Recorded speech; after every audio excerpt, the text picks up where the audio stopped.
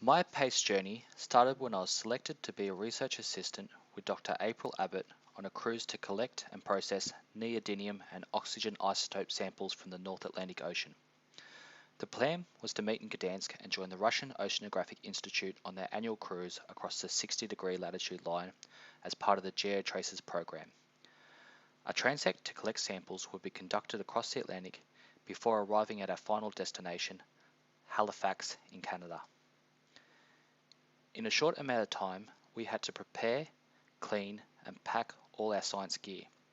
The excitement of the trip spurred us on, and finally the day came to take off and begin the journey. The first few days in Gdansk, we spent sightseeing and getting supplies from hardware shops and industrial workwear stores. We managed to find everything we needed. At this stage, everything seemed to be running to plan. Our supervisor flew in and headed to the docks where we encountered the topic of this video, understanding and dealing with failure. We pulled to the dock to the sight of the ship out of water. The missing propellers and rudder clearly meant the ship was not ready to go to sea. Seeing the ship in this state was a shock, but we thought surely it couldn't be as bad as it looks. We hoped for the best. Reflecting on this moment, we were unwilling to really address how bad the actual situation was. We boarded the gangway, met the crew, and organised a crane to lift our gear on board. Slowly we settled in and became acquainted with the dockland setting and began to wait for our departure. Collectively, everyone on board was in the same situation. We learned the delay was from mechanical problems found during the 5-year major service of the vessel. We continued to wait. With each passing day, our science objectives slowly slipped away. This was an incredibly frustrating period. We kept busy by interacting with other science teams, catching up on study, and the odd day trip away from the hustle and bustle of the shipyard. Clear communication was an ongoing issue. Concise information was hard to come by, and everyone had a different version of the departure date, which led me to believe that no one actually knew. We were still without propellers, but finally we started to see some progress.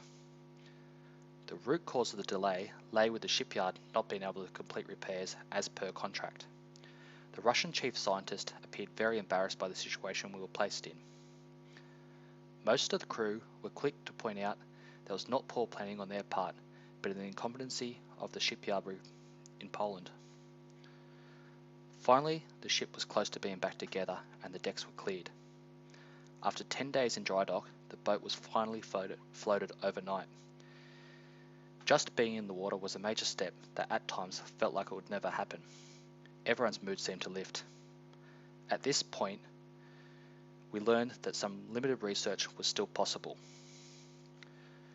Once we were afloat, a hasty departure was anticipated. However, our hopes were once again dashed as we were told that testing, checks, and paperwork would further hold us up.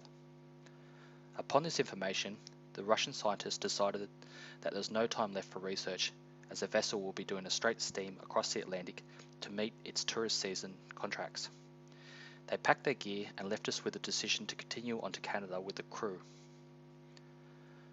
After all the setbacks, not being able to meet our science objectives was the hardest to take.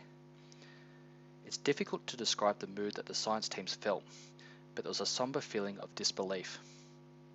How could this happen after all the preparation and effort to get here? We decided we would continue with the ship as it's still an amazing experience. All our flights were booked for Canada. Finally the day arrived when we were given the green light to leave.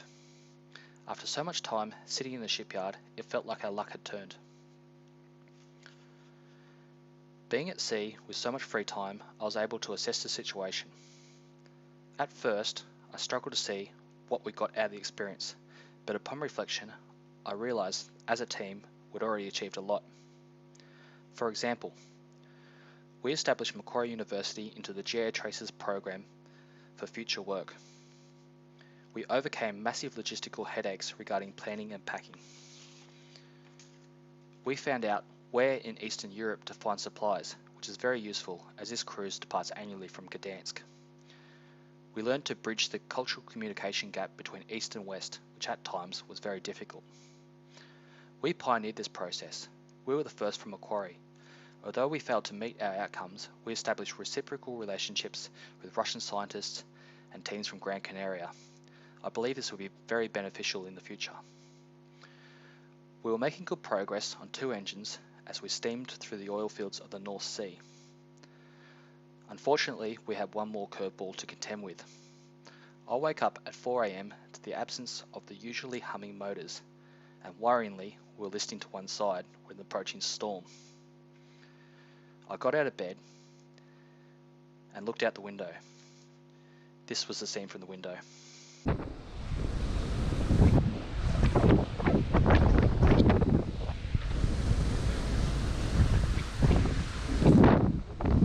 Luckily, after 45 minutes or so, one engine was restarted. I fell back to sleep, but was woken to an announcement in Russian. I recognised one word, Gdansk. After checking my GPS and consulting with the crew, I learned that an O-ring on one propeller was leaking, and we were headed back to dry dock to fix it. I could hardly believe this was the case, but we now dealt with the situation of just getting home. After such a disappointing experience, on the way home, I thought how I personally developed. I realised I learned a lot about myself. For instance, I'm capable of overcoming hurdles. I learned to accept that some things are out of my control, therefore not to dwell on anything I couldn't ultimately change. I could not solve the problem, therefore I had to come to terms with it. I learned to recognise the moment I could adapt to make a failure a success. For example, although we had a tight time frame, we were able to get home and make the geology capstone unit in South Australia. For me, this was more than just another 3 credit points. It was about grabbing the reins again after so much wasted time and lost opportunity. Under the stress of the situation, I was tested by some people's unethical behaviour. Upon reflection, I realised I let this get to me more than what it should, which is something I need to be aware of in similar situations in the future. The PACE re-entry sessions let me go over the experience again. I now realise the experience left me feeling incomplete in a way. I want to use this feeling to drive on and to pursue future research opportunities. Even though our scientific objectives didn't succeed, I feel like in some small way we helped build a bridge of collective scientific collaboration between our 2 organisations. I sincerely hope this partnership continues. Dealing with future is an important topic for PACE students as rarely things go to plan. Sometimes, as in my experience, nothing goes to plan. We need to be ready to deal with failure not only during the activity but afterwards too. Thank you.